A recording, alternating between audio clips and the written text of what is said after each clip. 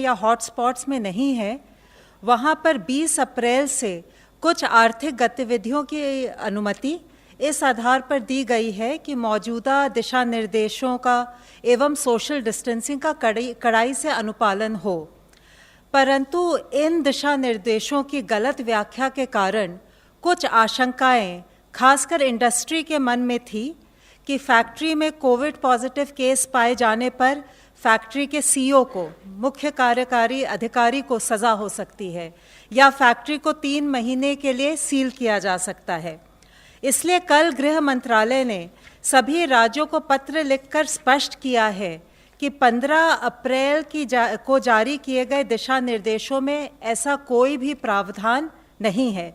ज़रूरी ये है कि सभी वर्क प्लेसेस, इंडस्ट्रीज़ और कमर्शियल एस्टैब्लिशमेंट्स में राष्ट्रीय निर्देश, standard health protocol, social distancing आदि का पूरी तरह से अनुपालन हो। इस पत्र में यह भी स्पष्ट किया गया है कि कंटेनमेंट जोन के बाहर जिन गतिविधियों को 24 मार्च के दिशा निर्देशों में अनुमति थी, उन उद्योगों को फिर से अनुमति लेने की आवश्यकता नहीं है। इस पत्र में यह भी स्पष्ट किया गया है कि जिन औद्योगिक गतिविधियों को लॉकडाउन से पहले चलाने का लाइसेंस था, उनको फिर से लाइसेंस लेने की ज़रूरत नहीं है। राज्य सरकारों से ये भी अनुरोध किया गया है कि दिशा निर्देशों के बारे में सही जानकारी इंडस्ट्रीज़ और फील्ड यूनिट्स तक पहुंचाएं, ताकि लॉकडाउन के जो नियम हैं उनका पालन करते हुए हम आर्थिक स्थिति को सुधार पाएं। गृह मंत्रालय ने आपदा प्रबंधन अधिनियम के अंतर्गत 6 इंटर मिनिस्ट्रियल सेंट्रल टीम्स का गठन किया था, जो अपने अपने निर्धारित स्थानों पर पहुंचकर उन्होंने काम शुरू कर दिया है। इसके अलावा कोविड-19 के संक्रमण की स्थिति को देखते हुए आज गृह मंत्रालय ने 4 और इंटर मिनिस्ट्रियल सेंट्रल टीम्स का गठन किया है, जो अहमदाबाद, सूरत, हैदराबाद और चेन्नई भेजी जा रही हैं। ये टीमें भी भारत सरकार के एडिशनल सेक्रेटरी लेवल अधिकारियों द्वारा लीड की जा रही हैं। इनमें पब्लिक हेल्थ के स्पेशलिस्ट और डिज़ास्टर मैनेजमेंट के स्पेशलिस्ट हैं। जो टीमें पहले से जा चुकी हैं, उनमें से 2 का फीडबैक आज मैं आपके साथ शेयर करूंगी। इंदौर की टीम ने रिपोर्ट किया है कि इंदौर में 171 कंटेनमेंट जोन हैं, जिनमें से 20 जोन बहुत क्रिटिकल हैं। टीम ने मऊ के हॉटस्पॉट कंटेनमेंट जोन का दौरा किया। कॉन्टैक्ट ट्रेसिंग और एक्टिव केस स्क्रीनिंग में जो सर्वे टीम्स कार्यरत हैं, उनके साथ विस्तृत चर्चा की। टीम ने पाया कि किट्स, पीपीईज, मास्क और अन्य सेफ्टी इक्विपमेंट पर्याप्त मात्रा में उपलब्ध हैं। हेल्थ इंफ्रास्ट्रक्चर और हेल्थ प्रोफेशनल्स की सुरक्षा भी सुनिश्चित की जा रही है। लॉकडाउन का भी अनुपालन ठीक ठाक है।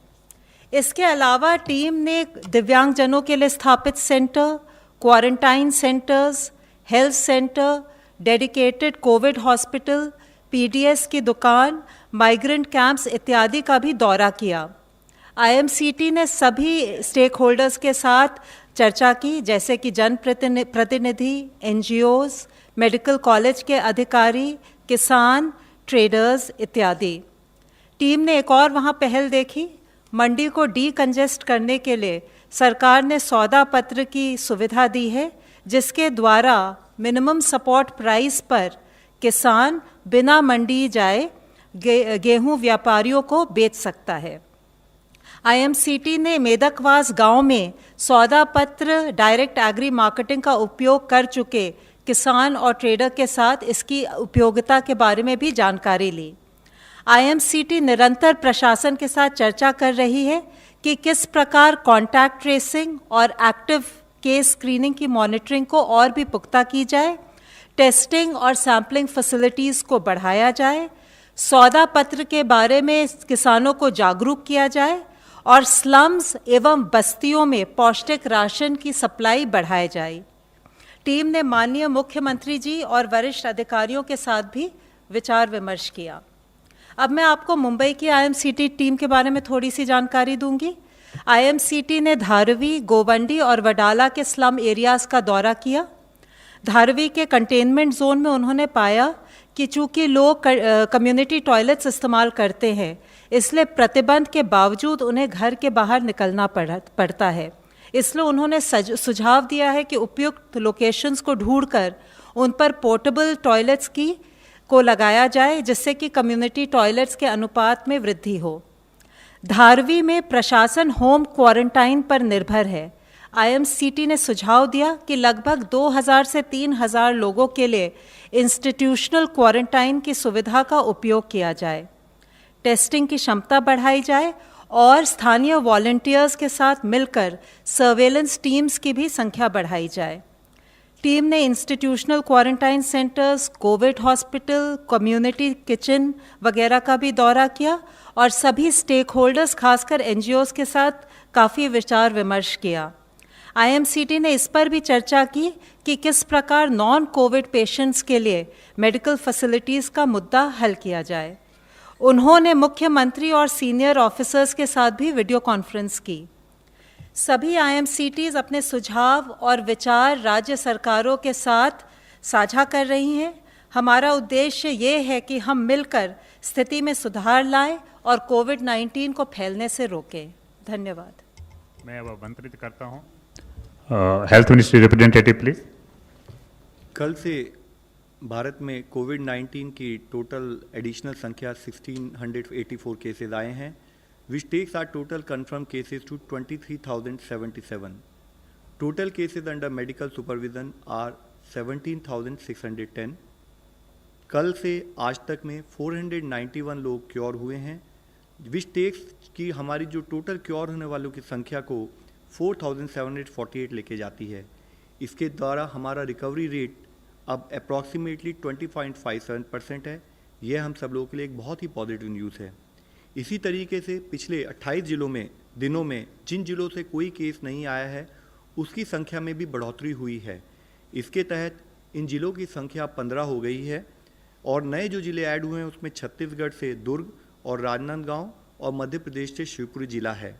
अब तक देश में टोटल 80 डिस्ट्रिक्ट्स ऐसे हैं जहां इससे पहले केस आए थे, लेकिन पिछले 14 दिनों से वहां पर कोई केस नहीं आया है और हम सबका प्रयत्न होना चाहिए कि ऐसे जिलों की संख्या निरंतर बढ़ती रहे। हम सबके लिए महत्वपूर्ण है कि कम्युनिटी और सरकार द्वारा चेन ऑफ ट्रांसमिशन को ब्रेक करने के लिए इस कलेक्टिव एफर्ट्स में हम लोग लगे रहें। हमें देखना है कि इन जिलों में कोई नया केस ना आए और नए जिले इस श्रेणी में शामिल होते रहें। जहां तक वो जिले हैं जिनमें अभी तक कोई केस आज तक रिपोर्ट नहीं हुआ है, यह महत्वपूर्ण है कि वे ज़िले ग्रीन जोन में ही बने रहें और कोई भी इम्पोर्टेड केस उस ज़िले में ना आए। आज माननीय स्वास्थ्य मंत्री जी ने राज्यों के स्वास्थ्य मंत्रियों और मेडिकल एजुकेशन मंत्री साथ में हेल्थ सेक्रेटरीज के साथ वीडियो कॉन्फ्रेंस के माध्यम से कोविड-19 के मैनेजमेंट एफर्ट्स पर चर्चा की। उन्होंने राज्यों के अब तक के किए प्रयासों के लिए उन्हें धन्यवाद देते हुए कंटिन्यूस अलर्ट रहने की इश्यू जो नीड है उसको हाईलाइट किया।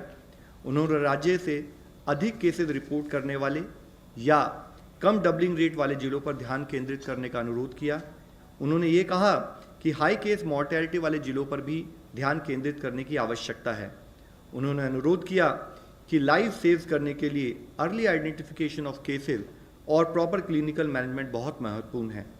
उन्होंने राज्य से यह इंश्योर करने के लिए अनुरोध किया कि बीमारी के साथ अननेसेसरी स्टिग्मा अटैच ना हो। किसी भी बीमारी की तरह यह भी एक बीमारी है जो इलाज से ठीक हो जाती है।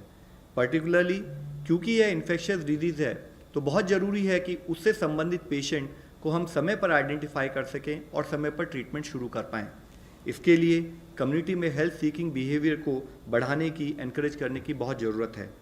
माननीय स्वास्थ्य मंत्री ने विश्व स्वास्थ्य संगठन के सभी सदस्य देशों के स्वास्थ्य मंत्रियों के साथ भी वीडियो कॉन्फ्रेंस के द्वारा अपने देश में किए एफर्ट्स के बारे में अपना यात्रा को साझा किया। उन्होंने विशेष रूप से ये हाईलाइट किया कि भारत के मैनेजमेंट एफर्ट्स में कम्युनिटी एंगेजमेंट और कंटेनमेंट एफर्ट्स, इन दोनों ट्विन प्रिंसिपल्स पर काम किया है। उन्होंने rotary international, red cross society जैसे सोशल वेलफेयर ऑर्गेनाइजेशंस, एनजीओज और डेवलपमेंट पार्टनर्स के साथ भी बातचीत की। उन्होंने रेड क्रॉस से सफिशिएंट ब्लड स्टॉक्स को इंश्योर करने का अनुरोध किया। उन्होंने कहा कि वॉलेंटरी ब्लड डोनेशन को बढ़ावा देने के लिए ज़रूरत हो तो डोनर्स को पिक और ड्रॉप करने जैसी फैसिलिटीज़ भी प्रोवाइड की जाएं। उन्होंने रेड क्रॉस को सुझाव दिया कि वे रिकवर्ड कोविड-19 पेशेंट्स के साथ कोऑर्डिनेट करें जिन्हें ब्लड डोनेशन के लिए मोबिलाइज किया जा सकता है। उनसे प्राप्त कॉन्वलेसेंट प्लाज्मा को कोरोना अफेक्टेड पेशेंट के अर्ली रिकवरी के लिए भविष्य में यूज़ करने का स्कोप हो सकता है। माननीय प्रधानमंत्री जी ने माननीय स्वास्थ्य मंत्री जी ने नागरिकों के सवालों का तेजी से जवाब देने के लिए कोविड-19 सेवा ट्विटर हैंडल शुरू करने की घोषणा भी की, जिससे कि ट्रेंड एक्सपर्ट द्वारा रियल टाइम में ऑथेंटिक हेल्थ और पब्लिक इंफॉर्मेशन प्रोवाइड की जा सकती है। आज माननीय प्रधानमंत्री जी ने देश भर के पंचायत के सरपंचों के साथ भी वीडियो कॉन्फ्रेंस के जरिए बातचीत की। सरपंचों ने लॉकडाउन मेजर्स को मेंटेन रखने के से संबंधित अपने अनुभवों और प्रयासों को भी शेयर किया। माननीय प्रधानमंत्री जी ने कहा कि संकट के दौरान ही हम बेस्ट और सच्चा पाठ सीखते हैं और कोरोना ने हमें सबसे बड़ा सबक सिखाया है, जो है आत्मनिर्भरता। उन्होंने पंचायतों से अपने इंफ्रास्ट्रक्चर को फर्दर मजबूत करने के लिए और बेटर विजिलेंस के लिए corona tracker application Aarogya Setu download करने के लिए और उसको प्रमोट करने के लिए भी अपील की। आज हम लोगों के साथ director NCDC doctor SK Singh और साथ ही member NITI Aayog doctor VK पाल भी उपस्थित हैं। वह चेयरमैन है एम्पावर्ड कमेटी ग्रुप 1, जो कि मेडिकल इमरजेंसी मैनेजमेंट के लिए कोऑर्डिनेट कर रहा है। मैं अब रिक्वेस्ट करूंगा कि वो further add. Director NCDC please first. आज मैं आपको भारत सरकार के स्वास्थ्य मंत्रालय ने जो सर्विलेंस और रिस्पांस सिस्टम, जो कि पूरे हमारे देश के 734 जिलों और 37 राज्यों में फैला हुआ है, इस पर बीमारी में किस प्रकार ये सर्विलेंस सिस्टम अपना योगदान दे रहा है और किस प्रकार इस सर्विलेंस सिस्टम के माध्यम से हम न केवल राज्यों से बीमारी के डाटा को एकत्र कर पा रहे हैं, बल्कि साथ ही उस डाटा का हम इफ़ेक्टिव एनालिसिस करके, जिसमें कि एपिडेमियोलॉजिकल इंटेलिजेंस को साथ में इस्तेमाल करते हुए हम एयरपोर्ट से जो चालू हुआ था, एयरपोर्ट की स्क्रीनिंग डाटा को कम्युनिटी डाटा से जोड़ने के माध्यम से और फिर उसके माध्यम से हम लोग आगे बढ़ते हुए हमने लाइव डैशबोर्ड तैयार किया, जिस डैशबोर्ड में स्पेशल सर्विलेंस सिस्टम का data directly from the district level direct capture होता था, जिसमें न केवल हम सर्विलेंस का डाटा कैप्चर करते थे, बल्कि लॉजिस्टिक और हॉस्पिटल और क्वारंटाइन और आइसोलेशन बेड्स का भी डाटा कैप्चर करते थे।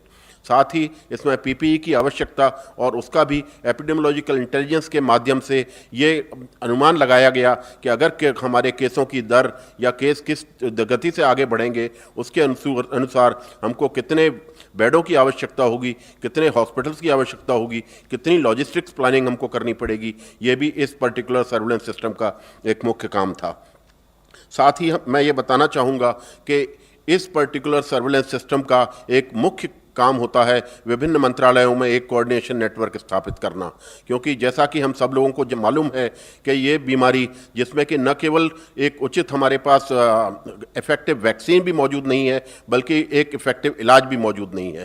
तो आज जो विश्व स्तर के सभी देशों में जो हमारी इस बीमारी में कारगर हथियार सिद्ध हुआ है, वह है कम्युनिटी सर्विलेंस।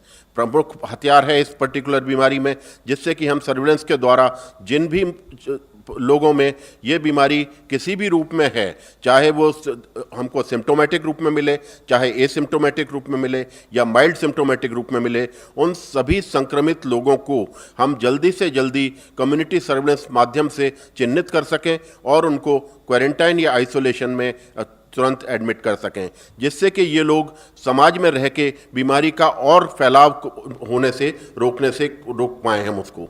साथ ही एक मुख्य अंग इसका है जो कि हमारा लॉकडाउन से हमें कम्युनिटी ट्रांसमिशन चेन को कट करने का एक माध्यम मिला है, जो हमारे माननीय प्रधानमंत्री जी ने आज हमको एक बहुत ही मुख्य धारदार हथियार इस हमारी कम्युनिटी सर्विलेंस को पैना करने के लिए दिया है, वो है लॉकडाउन। मैं आपको इस पर्टिकुलर माध्यम से आगे ये बताऊंगा कि किस प्रकार लॉकडाउन ने हमारे जो इस सर्विलेंस नेटवर्क है उसको किस तरीके से प्रभावित किया। साथ ही मैं इसका एक और अंग आपको बताना चाहूँगा कि साथ ही साथ केंद्र के साथ राज्य सरकारों ने भी हमको इस सर्विलेंस सिस्टम को आगे बढ़ाने में बहुत ही महत्वपूर्ण योगदान दिया है।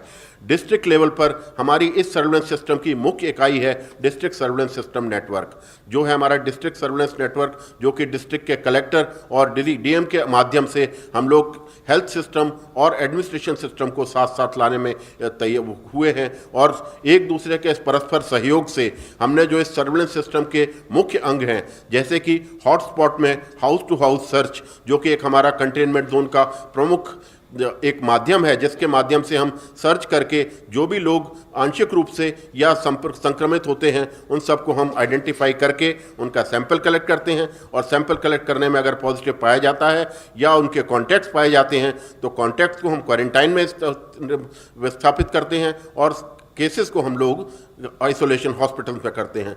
साथ ही मैं आपको ये बताना चाहूँगा कि इन सर्विलेंस सिस्टम के माध्यम से न केवल हम कम्युनिटी में इफेक्टिव मॉनिटरिंग भी कर पाते हैं, बल्कि एक कोऑर्डिनेशन के माध्यम से सेंट्रल सर्विलेंस टीम के माध्यम से हम जिला स्तर से लेके राज्य स्तर से लेके केंद्र स्तर तक से एक मॉनिटरिंग और सुपरविजन का नेटवर्क भी स्थापित कर पाते हैं। अगर आप इसी प्रकार देखेंगे कि सर्विलेंस सिस्टम ने विभिन्न फेजेस में किस प्रकार से हम आगे चले हैं, तो आप पाएंगे कि आज हमारे इस सर्विलेंस सिस्टम के माध्यम से 9,45,000 करीब लोगों को हम लोग पूरी निगरानी में रखे हुए हैं। इससे हम ये जानकारी आप लोगों के माध्यम से जनता को देना चाहेंगे कि ये सर्विलेंस सिस्टम जो कि पूरे देश के जिले में फैला, हर जिले में फैला है, उसने 9 लाख पॉसिबल इन्फेक्टेड पर्सन्स को किस प्रकार एक अपनी निगरानी में रखा है, पैनी निगाह से। जैसे कि उनमें किसी भी प्रकार कोई भी लक्षण अगर इसमें संभावित नज़र आता है तो उनका तुरंत सैंपल लिया जाता है, भले ही ये क्वारंटाइन फैसिलिटी में हो या कम्युनिटी में होम आइसोलेशन क्वारंटाइन में हो। इन दोनों ही स्थितियों में अगर किसी को कोई सिम्टम डेवलप होता है तो उसका सैंपल लिया जाता है।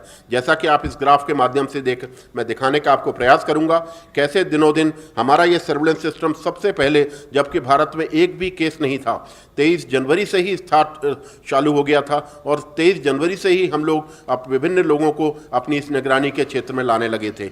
और इसी का हमें फलस्वरूप पहला जो हमारा केस आइडेंटिफाई हुआ, दूसरा केस आइडेंटिफाई हुआ, हमको यही सर्विलेंस सिस्टम ने हमारी मदद की इन सबको जल्दी चिन्हित करने में और इस बीमारी के फैलाव को रोकने में। इसी प्रकार अगर आप आगे देखेंगे तो किस प्रकार के हमारे आगे के जो मेजर्स लिए गए, जैसे कि 3 इंपॉर्टेंट माइलस्टोन्स को मैं आपके सामने निर्धारित करना चाहूँगा। पहला माइलस्टोन था जब हमने इंटरनेशनल फ्लाइट्स को रोका। आप इस सब के साक्षी रहे हैं कि जिस प्रकार इंटरनेशनल ट्रैफिक रुका तो उसी ने हमको मदद की कि बाहर से, क्योंकि ये बीमारी बाहर से आई है, तो उनके माध्यम से जो संक्रमित लोग बाहर के ट्रैफिक के माध्यम से हमारे देश में आ सकते थे, उनका आने पे हमने एक सीमा तक अंकुश लगाया। क्योंकि मैं आपको बताना चाहूँगा कि ये बीमारी आदमी के शरीर में चलती है, इसीलिए हम किसी भी प्रकार की स्क्रीनिंग मैकेनिज्म से पूरी तरह हर चीज़ को एयरपोर्ट, पोर्ट या पॉइंट ऑफ एंट्री पर नहीं रोक सकते। कुछ ना कुछ लोग जिनमें बीमारी के लक्षण नहीं होते लेकिन कीटाणु होते हैं, ऐसे लोग इंक्यूबेशन पीरियड में बहुत संभावना है कि हमारी सोसाइटी में एंटर कर जाते हैं और इन्हीं लोगों के माध्यम से आगे का जो ट्रांसमिशन चेन है कम्युनिटी में वो आगे पनपता है। और बीमारी जो कि आप मुख्य तरह जानते होंगे, मैं आपको फिर भी बताना चाहूँगा कि यह बीमारी एक इस प्रकार की है कि अर्ली फेज़ में इसका ट्रांसमिशन बहुत ज़्यादा तेज़ी से बढ़ता है, जिससे कि लक्षण आने के पहले भी ये बीमारी दूसरे लोगों को लग सकती है। इसीलिए बहुत इम्पॉर्टेंट हो जाता है कि जब हमारे को 25 मार्च को एक कंप्लीट लॉकडाउन की स्थिति मिली तो हमने ये पाया कि कम्युनिटी में एक दूसरे व्यक्ति का संपर्क तीसरे व्यक्ति से ना हो पाए, संक्रमित व्यक्तियों का संपर्क असंक्रमित व्यक्तियों से ना हो पाए, ससेप्टेबल पॉपुलेशन और इन्फेक्टेड पॉपुलेशन एक दूसरे से दूर रहे, ताकि कि कम्युनिटी में जो इंटरनल ट्रांसमिशन की चेन है वो कट कर सकें। तो इसी का फलस्वरूप आप देखेंगे कि जिस गति से हमारे देश में इस केसेस के फैलाव को एक बिल्कुल निरंतर स्थिरता प्रदान हुई है वो लॉकडाउन से हुई है। उसके बाद की अगली हमारी एक और आवश्यकता जो कल हमारे CK मिश्रा साहब ने आपको बताया था कि टेस्टिंग को हमने किस तरीके से आगे बढ़ाया। टेस्टिंग ने भी हमें इसमें एक सफलता प्रदान की और इसी तरीके से आप देखेंगे कि जो हमारा ग्राफ बहुत तेज़ी से ऊपर जाना था वो उसके हम काफ़ी हद तक एक अंकुश लगा पाए। इसमें मैं आपको 4 माइलस्टोन मुख्य रूप पर बताना चाहूँगा, जो कि हमारे लॉकडाउन के 4 हफ्तों को दर्शाता है। पहले 2 हफ्ते जैसा कि आप देखेंगे कि क्यूमुलेटिव केसेस हमारे कितने रहे, 1251 थे पहले, वो 4421 हुए दूसरे हफ्ते के अंत में। इसमें हमारा डबलिंग टाइम जो आप देखते होंगे रोजाना, और जिससे कि आप सभी काफ़ी हद तक वो भी होते जानकारी भी आपको मिल चुकी होगी कि हमारा डबलिंग टाइम इसमें डिक्रीज हुआ था। कारण क्योंकि जो इन्फेक्टेड लोग हमारी कम्युनिटी में आ गए थे, उन सब लोगों को अगले 14 दिन में किसी न किसी रूप में लक्षण के माध्यम से सामने आना ही था, और उनके आने के दौरान हमारा डबलिंग टाइम या हमारा केस एक सीमा से बढ़ना था। लेकिन उसी के फलस्वरूप आप अगले 2 हफ्ते में देखेंगे कि 7 से लेकर 20 अप्रैल तक हमारे इसमें हमने देखा डबलिंग टाइम में किस तरीके का इजाफा हुआ, या हमने अपने केसों को दुगना करने की रफ्तार में किस प्रकार एक रोकने और एक ब्रेक लगाने की उस पद्धति में सफलता पाई। तो ये मैं आपको बताना चाहूँगा कि आज की तारीख में जो हमारा डबलिंग रेट 9 दिन तक पहुँच गया है, ये एक दिखाता है कि जो पेंडेमिक एक गति से तेज़ी से फैलाव कर रहा था दुनिया में, जिसने बहुत सारे देशों को अपने उसमें ले लिया है, वो उस पेंडेमिक पे हम किस हद तक अपने इन प्रयासों के दौरान कुछ हद तक रोक लगा पाए। धन्यवाद। अब मैं आमंत्रित करता हूं chairman empowered group 1 which is dealing with medical emergency and management plan. Sir. धन्यवाद। मैं डॉक्टर सिंह की बात को आगे बढ़ाते हुए चर्चा करना चाहूँगा कि इस 1 महीने में देश ने कोविड आउटब्रेक को कैसे एक बहुत ही इफ़ेक्टिव तरीके से, ज़ोरदार तरीके से काबू में लाने में सक्सेस अचीव करी है। तो एक तो डॉक्टर साहब अभी बता रहे थे इस ग्राफ पे कि हम 8.6 लगभग 9 दिन के ऊपर डबलिंग कर रहे हैं, और मैं बताना चाहूँगा कि अगर हम 3 दिन की अब एवरेज लें तो हम बड़ी खुशी से हम आपको बताना चाहेंगे कि ये डबलिंग अब जो है 10 दिन पे हो रही है। आप ये लेके चलिए कि अब ये डबलिंग जो है वो 10 दिन से हो रही है, और आप देख सकते हैं कि कहाँ वो 5 दिन में हो रही थी और 10 दिन में हो रही है। ये बहुत बड़ी अचीवमेंट है, और अभी इसके आगे और भी फ़ायदे होने वाले हैं। ये एक ग्राफ है जो कि इंडिपेंडेंट रिसर्चर्स सोशल मीडिया पे दिखाते हैं, और मैंने वहीं से मैं बात करना शुरू करूँगा। आप इसको मैं चाहूँगा कि आप ज़रा ध्यान से देखिए। इसमें हमारी जो सारी सोच, अचीवमेंट, एक्शन, मेहनत सारी एक तरह से मैं कहूँगा छुपी हुई है। अगर हम मार्च 21 पे वापस जाते हैं, बिल्कुल बॉटम पे जाइए, तो हम उस पॉइंट पे थे कि हमारी डबलिंग 3 दिन में केसेस की होनी शुरू हो गई थी। तब हमारे 300 केस थे लगभग, और 3 दिन 3.2, 3.3 लगभग उस रेट पे हम चले हुए थे। और बहुत इम्पॉर्टेंट चीज़ें हुई उसके बाद में, और माहौल बदल गया। आप देखेंगे कि लगभग 23 मार्च को एक मोड़ आता है। अगर मैं इस पे दिखाने की कोशिश करूं तो ये 23 मार्च है, यहाँ पे मोड़ आता है, वो नीचे की तरफ आना शुरू है। I want you to follow this graph because this is India's achievement, India's track record and what India can achieve in such situations. तो 23 मार्च को हम देखते हैं कि इसका डायरेक्शन बदल गया। 3 दिन वाली डबलिंग रेट की बजाय हम चल पड़े 5 दिन वाली डबलिंग रेट के ऊपर। इसका महत्व ये है कि जब कोविड में हम ऐसे स्टेप लेते हैं उनको बचाने में, तो हमें इफ़ेक्ट देखने के लिए लगभग 2 हफ्ते लग जाते हैं, क्योंकि आज स्टेप लेंगे तो ट्रांसमिशन चेन टूटेगी और उसका फ़ायदा हमें 14 दिन बाद, 15 दिन, 18 दिन बाद दिखना शुरू होगा। तो ये वो मौका है कि जो 23 मार्च को हमने देखा, अभी लॉकडाउन नहीं हुआ है, जनता कर्फ्यू हो चुका है, तो उस टाइम पे एक बदलाव आया। और वो इसलिए हुआ कि जो जिनका जिक्र डॉक्टर सिंह ने कहा, जो हमने ट्रैवल रिस्ट्रिक्शंस चालू करी और एक माहौल क्रिएट किया कि सोशल डिस्टेंसिंग को हम एक ना अपना एक नॉर्मल बिहेवियर बनाएंगे।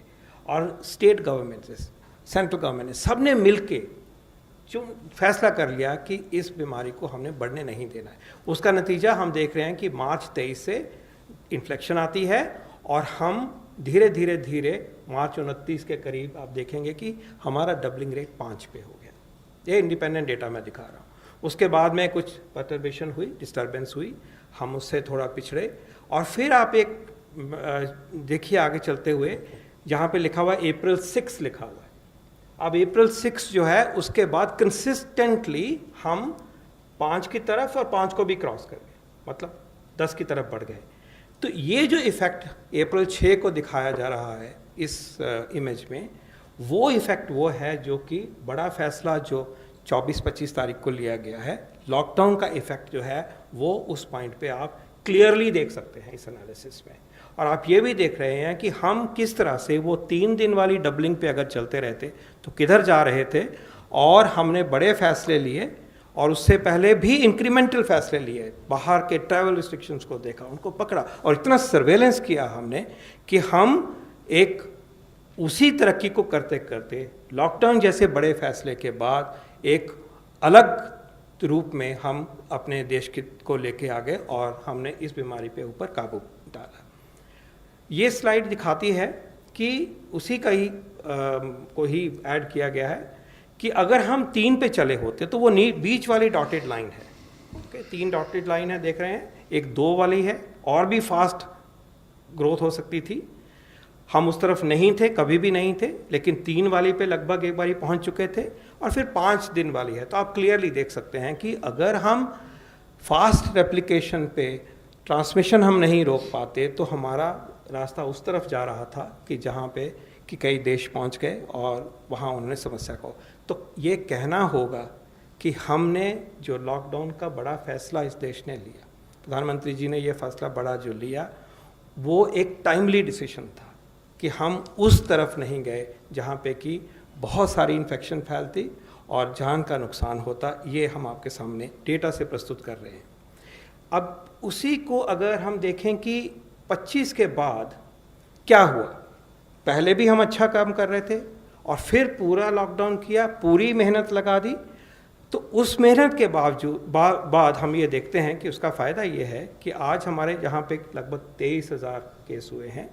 तो ये इजी रिफ्लेक्शन है उसी मैथमेटिकल मॉडल की, उन स्कॉलर्स की, दिखाते हैं कि 73,000 तक आज नंबर पहुंच जाता अगर हम लॉकडाउन वाला फेज़ को ही अगर पकड़ें अगर, और अभी तो लॉकडाउन चला भी हुआ है, उसका असर भी चलेगा, जैसे मैं भी आपको आगे दिखाऊंगा। ये डेटा दिखाता है कि कंफर्म्ड केसेस क्या हैं। एक और तरह से हम इसी चीज़ की चर्चा एक और अलग तरीके से करते हैं।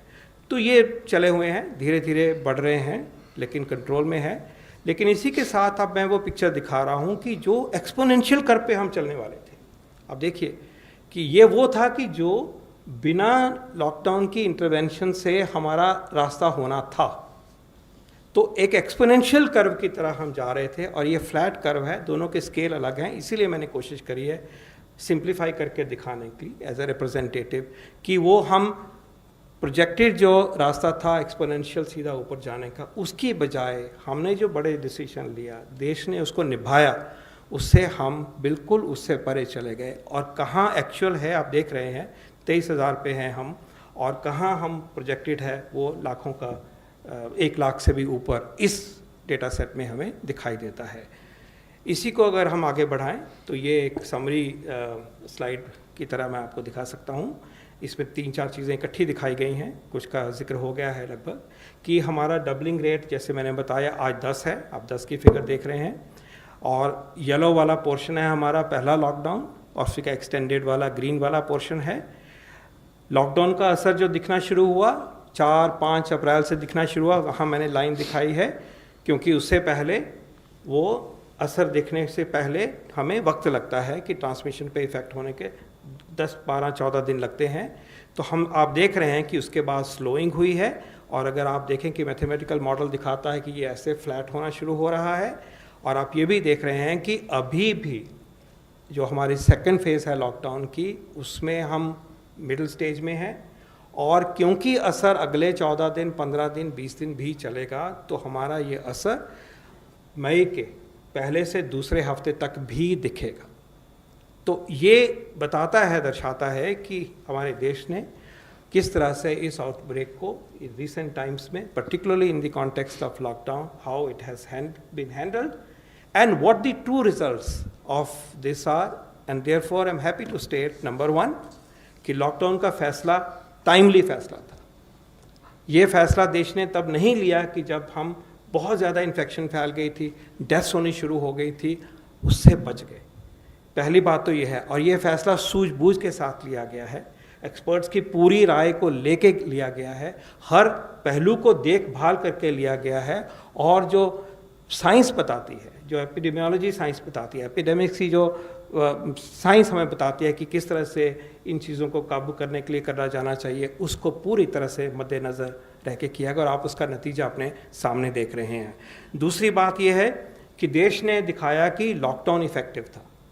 अगर आप ये ट्रेंड्स आप देखिए कि हम कैसे अलग हो गए, कैसे हमने अपने आप को बचाया, और उसमें जो भूमिका रही है सर्वेलेंस की और सारी मेहनत की और सब देश की मेहनत की, वो आपके सामने है। ये इफ़ेक्टिव था, इसलिए हम यहाँ तक पहुँचे हैं और जान बची हैं, इन्फेक्शन बची है, उसके जो होने वाले परिवारों को नुकसान है वो बचा है, डेथ्स बची हैं। लेकिन ये भी याद रहे कि अभी भी लॉकडाउन का असर अभी हमने और भी देखना है, और जो स्कॉलर्स की मैं बात कर रहा था उनके हिसाब से तो डबलिंग टाइम अभी 14 दिन भी हो गया है, तो हम और भी इसका फ़ायदा देखेंगे। ये ऐसे डिप होना चाहिए, यही दिखाता है एक्सपर्ट्स की राय है, तो वो अब भी आगे भी आएगा, लेकिन हमने इसको संजो के रखना है। ये जो चीज़ अभी हम एज अ कंट्री अचीव कर चुके हैं, हमें इसको आगे कैसे लेके जाना है, आगे कैसे इसी के गेन्स को हमने प्रोटेक्ट करना है और अपनी ज़िंदगी को नॉर्मलाइज करते हुए भी इस एपिडेमिक को, इस पैंडेमिक को कंट्रोल में रखना है। ये हम सब के लिए एक हमारी ड्यूटी है। इसमें जो भूमिका रही है सर्वेलेंस की, वो बिल्कुल बहुत वर्ल्ड के जो बेस्ट सर्वेलेंस सिस्टम है इंडिया ने वो दर्शाया है। ये हमारा एक पिलर ऑफ स्ट्रेंथ रहा है, और मैं चाहूँगा कि आज हम उस काम के लिए जो हमारी इंस्टीट्यूशंस हैं जिन्होंने ये काम करा है, उनको आप धन्यवाद भी करें, उनको हम अप्रिसिएट भी करें, अपलॉड भी करें। दूसरा ये है कि इस पीरियड में जो सबसे बड़ी बात, कल 3 बातें कही थी श्री मिश्रा जी ने।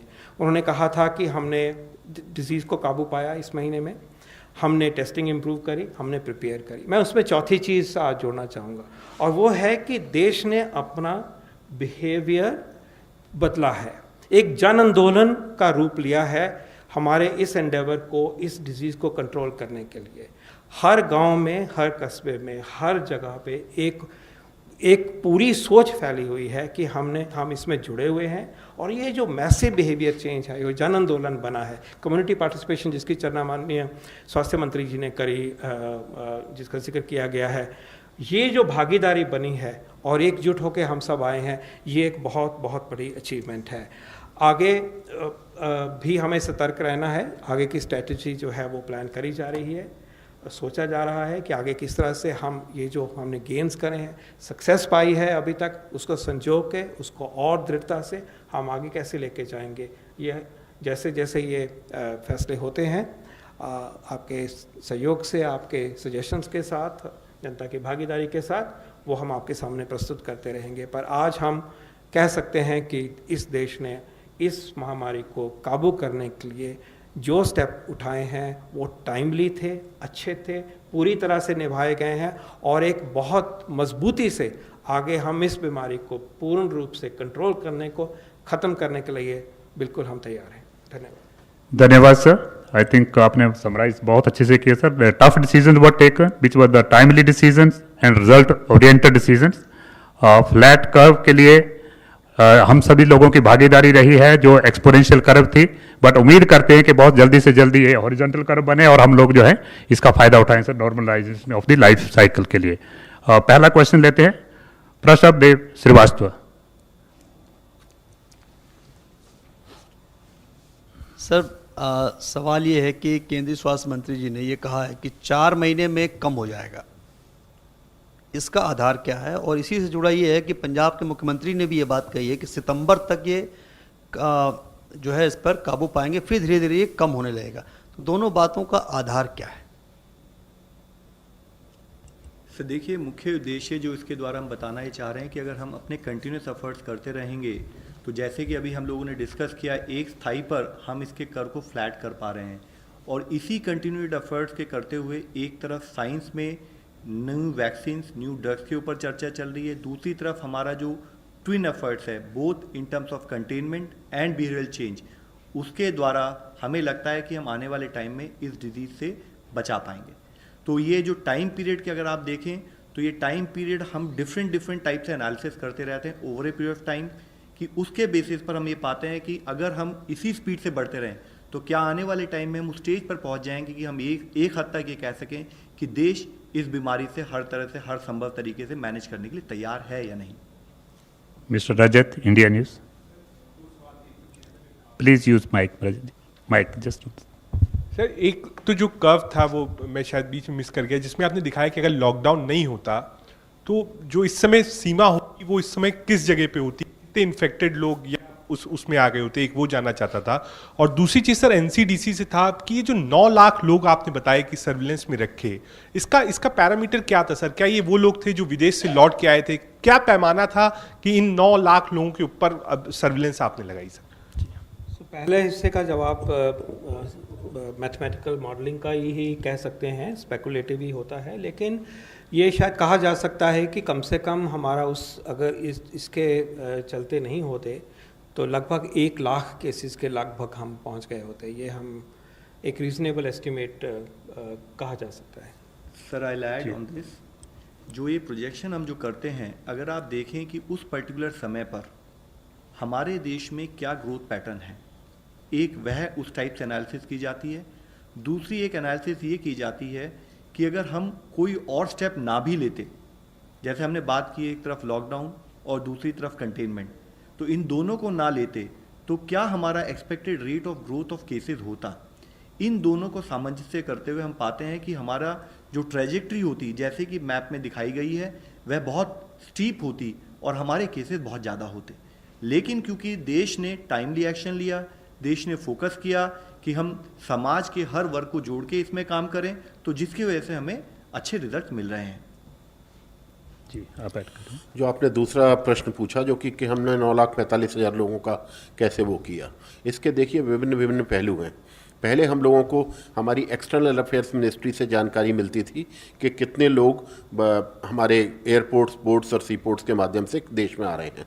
इनकी पहले सिम्टोमेटिक जांच होती थी एयरपोर्ट पे, उनसे जो लोग निकल जाते थे, मतलब कि जो लोग हमारे अनुसार इन्फेक्शन अपने शरीर के अंदर होते हुए भी सिम्टम लेस दिख रहे थे एयरपोर्ट पे, तो ऐसे लोगों को हम लोगों ने चिन्हित किया। ब्यूरो ऑफ इमिग्रेशन से हमको डाटा मिलता था, जिस डाटा को हमको स्टेट और डिस्ट्रिक्ट से शेयर करते थे, और स्टेट और डिस्ट्रिक्ट से शेयर करने के बाद वो लोग उनको सर्विलेंस में रखते थे। एक दूसरा, हम लोगों को जैसे ही कम्युनिटी में कोई केस मिलता है, उस केस के हम कॉन्टैक्ट्स को चिन्हित करते हैं, चाहे वो उनके साथ हवाई जहाज में बैठ के आया हो, चाहे उनके साथ एक ही घर में रह रहा हो, चाहे उनके साथ एक समूह में रह रहा हो। तो इससे को हम एक कॉन्टैक्ट लिस्ट बनाते थे, जिसको कॉन्टैक्ट की लाइन लिस्टिंग कहते हैं। इसमें हाई रिस्क कॉन्टैक्ट्स और लो रिस्क कॉन्टैक्ट दोनों ही रहते हैं। जैसा कि आप सब लोगों ने देखा होगा, तबलीगी जमात के जो लोग थे, जो कि विभिन्न प्रदेशों में 20 से ज़्यादा प्रदेशों में गए, उनके सबके जितने भी लोग उनके संपर्क में आए, वो सब लोग हमारे कांटेक्ट बने और उन सब लोगों को हम लोगों ने काफ़ी हद तक निगरानी में रखा। एक ऑनलाइन क्वेश्चन है, What has been the feedback from the central teams which visited states witnessing higher rate of growth in positive cases? What are the steps being taken to address the situation in these districts? देखिए, जैसे कि मेरे colleague ने already detail में 2 central teams के बारे में बताया जो कि विभिन्न राज्यों में, विभिन्न प्रदेशों में गई। उसके साथ ही जो हमारी टीम्स गई हैं, उसने मुख्यतः सबसे पहले तो फील्ड में जितने भी हमारे हॉस्पिटल सेटिंग्स हैं उनको वेरीफाई किया। उसके साथ ही वहाँ के सीनियर अधिकारियों से चर्चा की, उनके जो कंटेनमेंट प्लान है उसको एग्जामिन किया। उसमें अगर कोई एक एडिशनल पॉइंट अगर उन्हें ऐड करना था, वो ऐड करते हुए बताया कि कैसे हम अपने कंटेनमेंट जोन को कैसे और सुदृढ़ बनाते हुए उस पर कार्य कर सकते हैं, उस पर उन्होंने चर्चा की। इसके साथ ही जो कॉन्टैक्ट ट्रेसिंग है वह किस हद तक सही है या उसमें कोई और स्ट्रेंथनिंग की ज़रूरत है, उसके बारे में उन्होंने स्टेट से चर्चा की। और उसके तहत उनकी कुछ ऑब्जर्वेशन जो रही, स्टेट से डिस्कस करते हुए उन्होंने उसको और फर्दर स्ट्रेंथन और फर्दर मोबिलाइज किया। कुछ ऑब्जर्वेशन रही हैं जो कि उन्होंने स्टेट से शेयर की हैं, जैसे मेरे सीनियर कुलीग ने ऑलरेडी मेंशन किया है। उसके अलावा जैसे उन्होंने कहा कि कई केसेस में जो हमारी टीम बनाए उनकी मोबिलिटी को कैसे स्ट्रेंथन किया जाए, उसके बारे में डिस्कशन रहा। कहीं केसेस में कैसे हमें एडिशनल टीम्स की ज़रूरत पड़ सकती है, क्योंकि हमारा एरिया ऑफ कंटेनमेंट जहाँ पर हम active search, house to house surveillance करते हैं, उसके लिए एडिशनल टीम बनाए, उसके ऊपर चर्चा हुई। कुछ एरियाज में कैसे हम कम्युनिटी को फर्दर इन्वॉल्व करें, उनसे फर्दर सपोर्ट लें ताकि हम अपने कार्य को और बढ़िया तरीके से और जल्दी कर सकें, उसके बारे में डिस्कशन रही। साथ ही उन्होंने कुछ केसेस में जो हमारे पेशेंट्स हैं जो एडमिटेड हैं, उनके क्लिनिकल मैनेजमेंट को एग्जामिन किया, उसको कैसे फर्दर स्ट्रेंथन किया जा सकता है, उसके बारे में बात हुई है। मुख्यतः उन्होंने एक और इशू जो हाईलाइट किया, जो स्टेट के साथ डिस्कस किया, वह था कि जो हमारे हेल्थ केयर वर्कर्स हैं, हमारे वॉलंटियर्स हैं, चाहे वो एनसीसी के हों, एनएसएस के हों या रिटायर्ड प्रोफेशनल तो जो हमारे साथ जुड़े हैं, उन सब की प्रॉपर ट्रेनिंग हो, ओरिएंटेशन हो, इन्फेक्शन प्रिवेंशन कंट्रोल पर बात हो, और साथ में जो हमारी रेफरल गाइडलाइंस हैं, जैसे हमारे 3 टाइप ऑफ हॉस्पिटल्स हैं जिसको हम कहते हैं Covid care centre, Covid health centre और कोविड हॉस्पिटल, उन पर किस तरह से रेफरल प्रोटोकॉल को ढंग से इस्टेब्लिश किया जाए ताकि पेशेंट को एक स्थाई से दूसरी स्थाई पर जाने के समय पर उसको कोई डिले ना हो और उसको ढंग से टाइम पर ट्रीटमेंट मिल सके। ब्रह्म प्रकाश दुबे जी।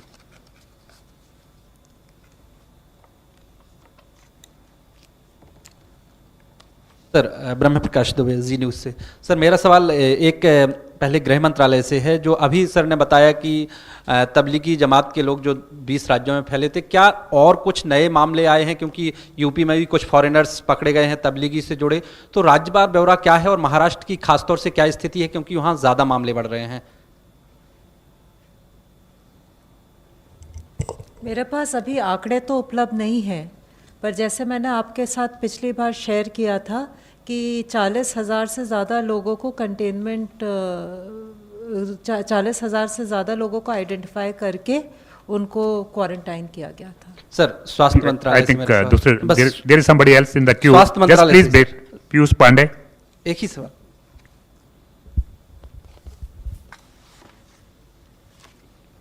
प्लीज।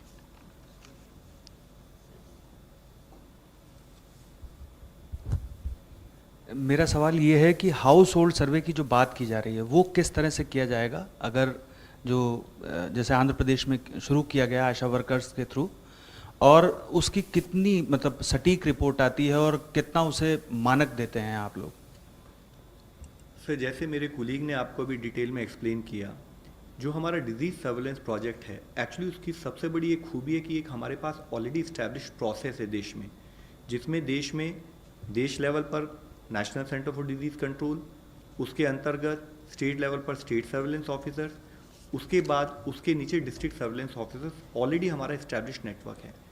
उन नेटवर्क में रैपिड रिस्पांस टीम्स होती हैं, वो ट्रेंड एम्प्लॉयज़ होते हैं, वो ट्रेंड हेल्थ प्रोफेशनल्स होते हैं, जिनको पता होता है कि अगर कोई भी इन्फेक्शियस डिजीज़ आए तो उसको मैनेजमेंट के क्या प्रोटोकॉल हैं। फिर जब भी कहीं पर हमारे पास कोई पॉजिटिव केस आता है तो हमारी रैपिड रिस्पांस टीम उस पर्टिकुलर एरिया में जाती है, कॉन्टैक्ट ट्रेसिंग के लिए रिक्वायर्ड प्रॉपर एक्सरसाइज शुरू करती है, उसके बेसिस पर वो कंटेनमेंट जोन को डिफाइन करते हैं। उन कंटेनमेंट जोन में डिस्ट्रिक्ट एडमिनिस्ट्रेशन के तहत वहाँ पर स्पेशल टीम्स बनाई जाती हैं। वह स्पेशल टीम जिसमें हमारे हेल्थ वर्कर्स होते हैं, जिसमें हमारे लोकल रेवेन्यू या नगर निगम के स्टाफ होते हैं, वो उस कंटेनमेंट जोन में जाके एक्टिव केस फाइंडिंग, जैसे आपने भी बताया, वो हाउस टू हाउस सर्च करते हैं, और वहाँ पर कोई भी जो सिम्टोमेटिक केस होता है या कोई भी और हेल्थ रिलेटेड इश्यूज होते हैं, उसके बेसिस पर वो एक डेटा रिकॉर्ड मेंटेन करते हुए कि उन्होंने कितने घर उनको अलॉट किए गए, उन घरों में उन्होंने किस टाइप की हेल्थ की स्थिति पाई, उसके बेसिस पर वो आइडेंटिफाई करते हैं। जहाँ पर उन्हें कोई कोविड सस्पेक्टेड या कोई कॉन्टैक्ट रिलेटेड केस लगता है, उसकी प्रॉपर सैम्पलिंग करते हैं। और यह प्रोसेस ये पर्टिकुलर एरिया में जब तक कि हम सारे कॉन्टैक्ट ट्रेस नहीं कर लेते, या साथ में जब तक कि हम आइडेंटिफाइड पेशेंट्स को मॉनिटर करते हुए उनको ट्रीटमेंट और उनका फॉलोअप नहीं करते, तब तक चलता है। तो ये पूरा कंटेनमेंट प्रोसेस, जैसे कि मेरे कुलीग ने इससे पहले बताया, हम जो भी एक पर्टिकुलर पर्सन होता है जिसको हम अपनी ट्रेसिंग में लेते हैं, उसको over a period of next 28 days तक मॉनिटर करते हैं। क्योंकि वायरस का इंक्यूबेशन पीरियड अगर हम 14 दिन माने तो ट्वाइस द इंक्यूबेशन पीरियड हम पर्टिकुलर पर्सन को मॉनिटर करते हैं। ये हमारी स्पेशल टीम उसके तहत काम करती है। Last question Prashant from ABP news.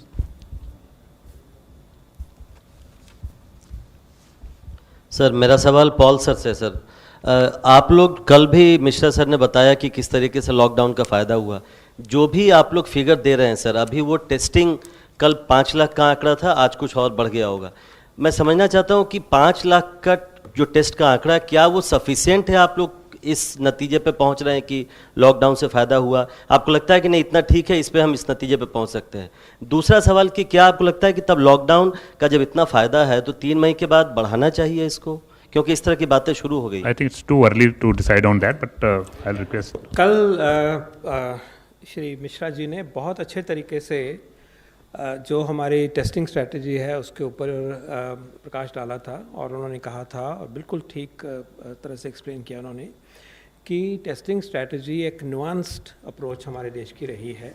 जैसे जैसे सिचुएशन बदली, सिंपल सिचुएशन से ज़्यादा कॉम्प्लेक्स हुई, फिर आगे बढ़ी, हमने टेस्टिंग की स्ट्रेटजी को मॉडिफाई किया। तो मैं ये बिल्कुल जिम्मेदारी से कह सकता हूँ कि अभी तक जो हमारी टेस्टिंग स्ट्रेटजी चली है उसने tested the test of time. जैसे परिस्थिति बदलेगी इसको हम आगे लेके जाएंगे और उसको मॉडिफाई करेंगे, इम्प्रूव करेंगे, रिकैलिब्रेट करेंगे और सारे पूरे ज़ोरों से हमारी कैपेसिटी को बढ़ाने के प्रयास जारी हैं, ये आप सब जानते हैं। आप कह रहे हैं क्या ये काफ़ी है? मैं कहूँगा कि जहाँ तक आज हमें ज़रूरत थी ये काफ़ी रही है। आगे जैसी परिस्थिति बदलेगी उसको भी ठीक करेंगे। और कल आप बड़े क्लियर तरीके से हमने आपको समझाया था कि टेस्टिंग बढ़ने के बावजूद भी ऐसा नहीं हम देख रहे कि प्रोपोर्शन ऑफ पॉजिटिव केसेस ज़्यादा है। तो प्लीज़ ये लेके चलिए कि हमारे देश में जो पिक्चर हम आपके सामने ला रहे हैं यही पिक्चर कोविड की बाय एंड लार्ज है। ऐसी कोई अंडर करंट है कि फैला हुआ है, पता नहीं है, बिल्कुल ये लेके चलिए, ऐसा बिल्कुल नहीं है। और भी सारे डेटा सेट्स बताते हैं हमें। प्रधानमंत्री जन आरोग्य योजना का जो पैकेज का यूटिलाइजेशन है वो दिखाता है, हमारा रूटीन सर्वेलेंस निमोनिया का, फीवर का दिखाता है कि वहाँ भी कोई स्पाइक हमारे पास नहीं है। आपने भी नहीं सुना कि किसी भी शहर में आईसीयूज़ भरने शुरू हो गए हैं, अस्पतालों के बाहर लाइन लगनी शुरू हो गई है, ऐसा भी नहीं देखा। फिर एक ड्रग्स की यूटिलाइजेशन के ऊपर एक स्टडी करी गई थी कि क्या दवाइयों की कंजम्पशन बढ़ गई है जो फीवर में या खांसी में चाहिए होती। नो, वो भी नहीं हुआ। तो लेके चलिए कि जो प्रस्तुत हम आपके सामने कर रहे हैं वो एक पिक्चर है, ट्रू पिक्चर है, उसमें रिफाइन